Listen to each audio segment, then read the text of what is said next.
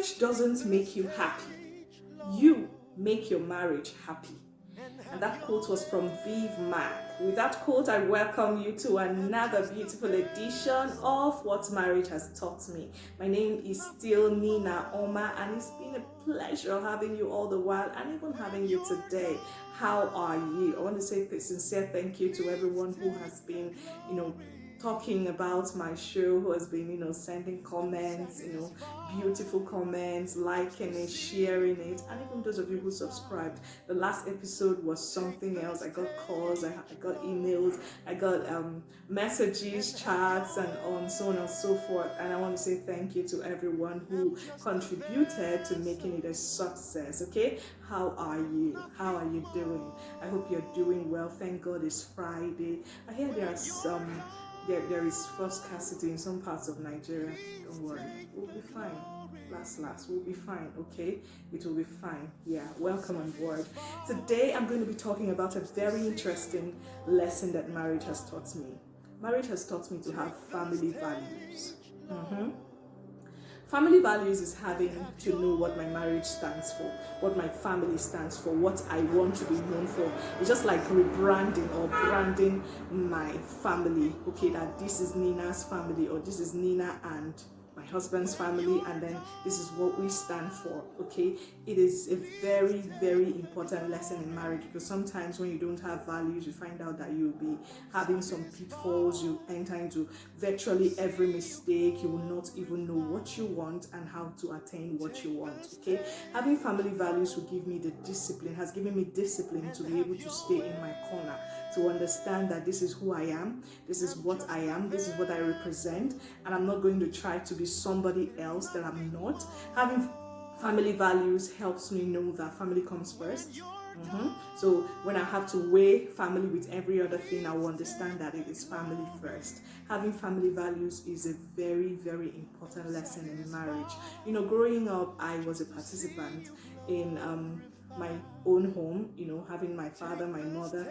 I was only like a child, and they told me everything to do, and you have to just do what they ask you to do. You have to, maybe you don't really understand their struggles, the parents' struggles, you don't know what they're going through, but then all you know is that you're a child, and you just have people looking over you and looking whose instructions you have to take at every point in time. But it's a different game when you come into marriage, because now you become the person giving the instruction. You now become the person who has to, pattern the way your home is built. And let me tell you, if you don't have values in your home, you find out that a lot of things, you will struggle with a lot of things. You're virtually like a baba chair. You know that baba chair that whenever tilts you to this way, you're still there. When they tilt you this way, that's where you belong. You don't have anything you stand for. So having family values is very important. It is what you inculcate in your children. It is what you give to them. One day I was talking to a parent, and she showed me something. She said the most interesting aspect of her family is her children, because she's been able to groom them in such a way that they are very comfortable. They know what they have, and they know how to stay in their own lane. They know how to not to look at people's property or what they have. So no matter how interesting or how exorbitant your thing is, or any of your property is, her children will always say, oh, this is what we have, this is what my mom and my dad can afford. And when you ask them, will you ask your mommy to buy this for you, or will you ask your dad to buy this, you'll say, okay, I'll check with my mom if she has the money. If she has it, yes, I know she will buy it for me. And that is a very, very wonderful, wonderful way to train them. Okay, at that point, the children understand that their parents are living at a particular wage or a salary, and they understand the fact that it's not always going to be rosy. They understand the fact that their parents are cutting their clothes, their coats according to their clothes. They understand that they have to live within their means. That is a very important lesson. And for me, I started respecting that woman from that day, because I feel that if she and her husband hadn't, defined their values in their marriage, in their family, the children wouldn't have gotten it. So it was not confusing. It was a very clear lesson for them, and they made sure that they instilled it in their children. So having family values is one which can be transferred.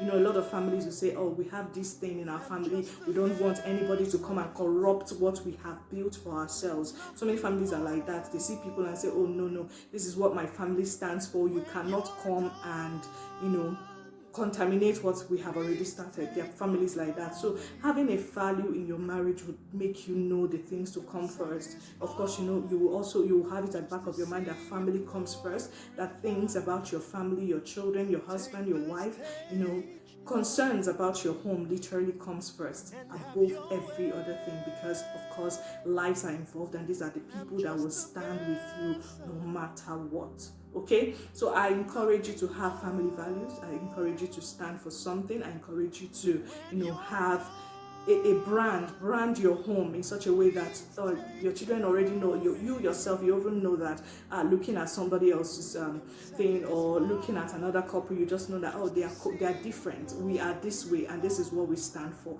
That is very, very important. So I'm going to be asking you a very important question today. What is your family value? What is that value? What value have you placed on your home? What value have you placed on your marriage? Is it working for you? I'd like to hear from you. Of course, I want to say thank you again and again for joining me again this week. I look forward to seeing you next week for another interesting episode of What Marriage Has Taught Me. Until then, I remain yours sincerely, Nina Oma, signing out and saying, please keep working on your marriages. Please keep being the best that you can be